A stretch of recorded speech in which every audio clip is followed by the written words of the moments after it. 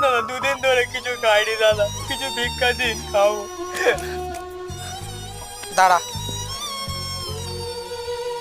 এনে এক কাজ কর, এই 500 টাকাটা রাখ, ঠিক আছে? এর থেকে তুই যা খাবার খাবি আর বাকি টাকাটা আমাকে এসে ফেরত দিবি, ঠিক আছে? এনে ধর। আচ্ছা দাদা, আমি এক্ষুনি দিয়ে যাচ্ছি।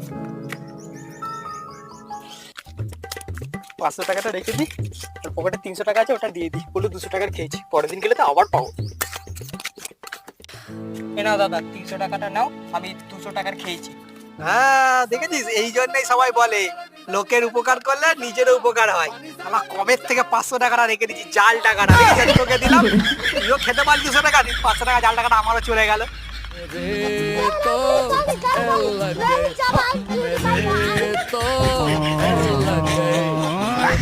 मेरे तो